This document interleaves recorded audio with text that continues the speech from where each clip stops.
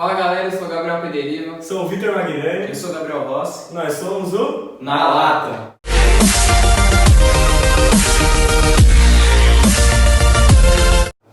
Bom, hoje um dos primeiros vídeos assim do canal, em questão de conteúdo e tudo mais, a gente quer falar para vocês como surgiu e um pouco da história de como vem desenrolando o squash, que é o esporte que a gente tanto gosta. Sim. Beleza?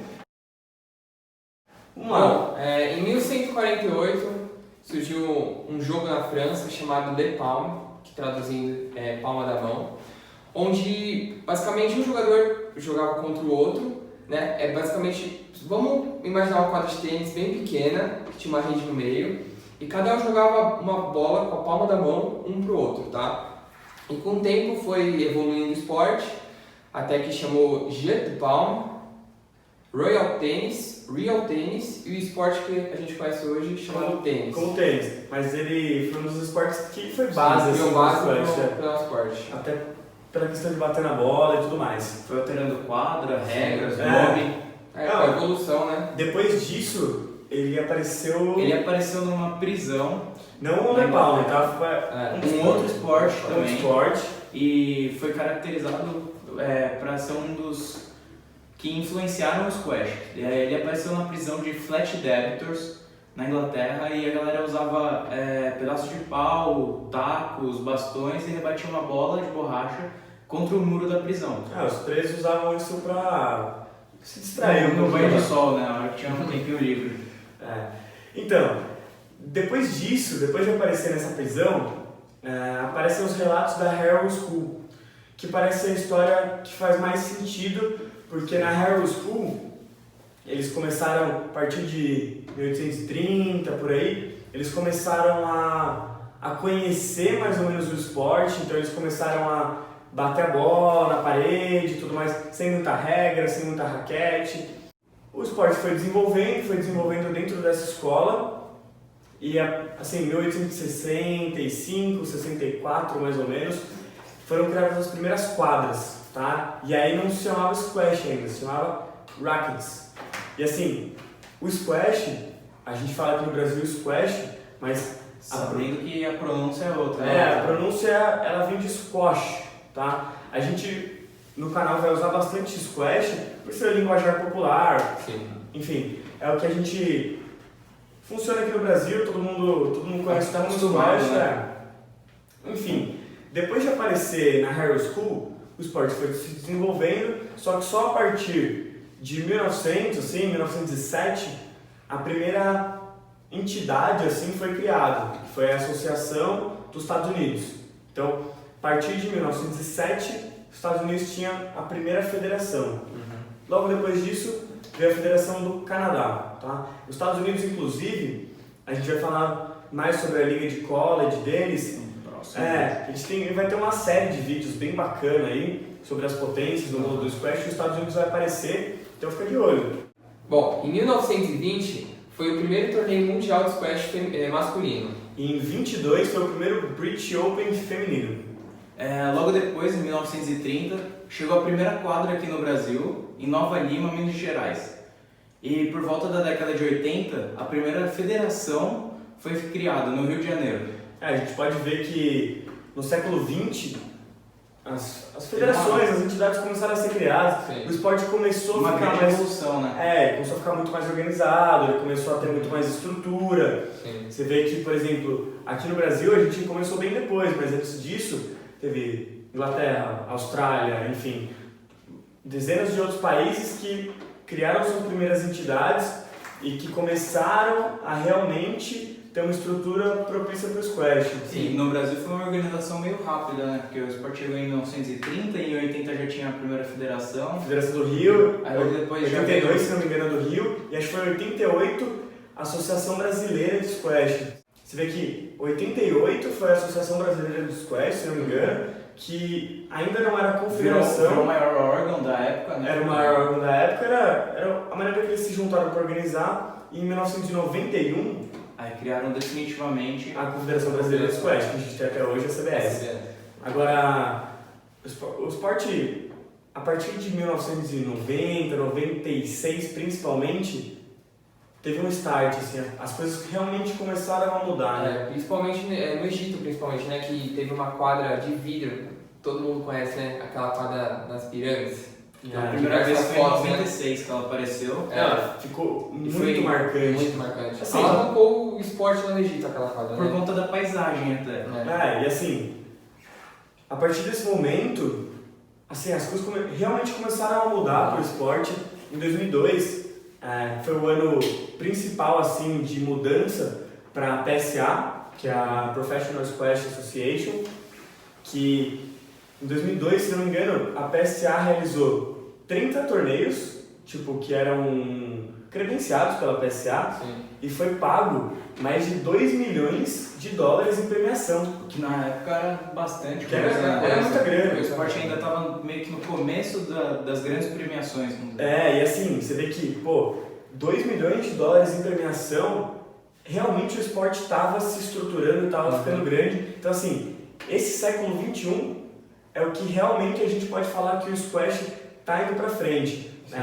Faltou falar que no final de 1990, lá em 95, o squash entrou nos Jogos Pan-Americanos. No mesmo ano, ele também foi para os Jogos Asiáticos e para os Jogos Africanos. Então assim, realmente nessa época, entre 1990 e 2002, 2003, o squash começou a ganhar fôlego assim, de maneira bacana. Hoje é jogado em mais de 130 países. 130 países. 110 sendo... 116 credenciados pela WCF. Assim, é um número bem expressivo, bem expressivo. E a WCF, para quem não sabe, é a World Squash Federation. Organização, né? Inclusive, nós três, nós somos treinadores credenciados e certificados pela World Squash Federation, então a gente tem essa bagagem deles aí. Enfim, ele pode falar melhor do que eu, mas em 2018 aconteceu uma coisa fundamental assim, para o squash mundial, assim, porque em 2018 a gente teve o squash como evento teste nas Olimpíadas da Juventude. Os Jogos Olímpicos da Juventude, né? E não foi, na verdade, um campeonato, foi mais uma exibição. Então, foram diversos jogadores de todos os países, tá? De todos os países mesmo, que são, inclusive, países confederados, né? Da WCF. Assim, os países que fazem parte da WCF e respeitaram um pouco de algum ranking meio que continental. Eu lembro que, na época, alguns jogadores estouraram de idade aqui no ranking sul-americano e foi baseado nisso. Então foi você, o Shuaita, fui eu, o Shuaita, o Tato. Foi o Tato, na verdade... Da Colômbia? Da Colômbia. Quem mais da América do Sul foi? Da América do Sul foi o Galvez, Rafael Galvez. Foi o argentino? Foi o Jeremias Lasanha. Então assim, eram os 5 que estavam melhores no ranking sul-americano na época. Então assim, eles pegaram os 5 primeiros e eles fizeram isso com outros rankings continentais também. Teve o do Egito. Teve o Mustafa Assal do Egito. O Mustafa Assal, inclusive, deixou de jogar o US Open profissional, porque ele ia jogar o Qualifier do US Open profissional, para jogar as Olimpíadas da Juventude. Realmente foi um evento muito grande. Eu falei mesmo, porque assim, participar do marco que é as Olimpíadas da Juventude, assim, primeira vez... Um evento teste da Olimpíada oficial. Não, assim, incrível o que aconteceu. Mesmo assim, eu acho que a gente caminha a passos de tartaruga para entrar nas Olimpíadas. Com certeza. Porque politicamente o squash é muito fraco ainda.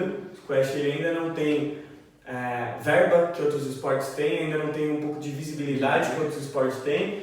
E principalmente não tem influência política que muitos outros esportes têm. Mas a gente está batalhando, o esporte tem crescido, o momento é de mobilização, assim, a gente está vendo torneios maiores, a gente está vendo potências crescendo, então a gente pega, por exemplo, na Ásia, a Ásia está se desenvolvendo, a América do Sul tem crescido também nos últimos anos, a gente pode ver, eu joguei, se não me engano, em 2016, joguei um sul-americano na Colômbia, que teve o primeiro torneio realmente grande, PSA na América do Sul, que foi em Cartagena. Então, em paralelo ao sul-americano juvenil, teve um torneio gigante, que inclusive o Mohamed El Shorbagy foi campeão. Foi lindo, assim, foi numa praça central da cidade. E, assim, sul-americano hoje a gente tem o Miguel Rodrigues e tem o Diego Elias, Sim. ali top 10. Então, Fora que tantos jogadores também, como os irmãos do México, né? O Salazar, É, Salazar. assim, dão aquele up Uhum. e mostra que várias outras pequenas potências e pequenos polos estão emergindo e Sim, estão com querendo mostrar as caras. E o esporte ele tem crescido, a verdade é essa. Aham. Por mais que, Seja devagar, né? não na velocidade que a gente gostaria, mas ele tem crescido e a gente está aqui também para tentar contribuir com isso. Uhum, Tentar com contribuir certeza. com isso. Hoje foi um vídeo contando sobre a história, um pouquinho de como ele se desenvolveu. E um pouquinho dos dias de hoje, né? Como é que tá o esporte. tudo. Sem dúvida, sem dúvida. Inclusive, a gente está aprendendo junto com vocês enquanto a gente faz esses vídeos. Então se a gente estiver falando qualquer besteira, Comenta aí embaixo. Pode comentar. Porque é bom troca de informação, né? Exatamente. A gente sabe, vocês contam. e aí se tiver alguma coisa errada que a gente falou, a gente até pode trazer no próximo vídeo para dar Uma aquela correção. correção. Sim. E, de verdade, se vocês puderem fortalecer o like, Ajuda a gente, eu caramba. sei que é rapidinho, você corre lá, só que pra gente vai ser muito bom, pra gente continuar trazendo conteúdo sobre o Squash pra vocês, e eu espero de coração que vocês tenham gostado. Também. Gente, até os Muito legal. próximos vídeos. Como a gente falou sobre os Estados Unidos e tudo mais, sobre os países, Vão ter Vai- vídeos a gente específicos. vai ter uma série de vídeos só sobre as Sobre as- principais potências no mundo do Squash. Então, fiquem de olho e até a próxima.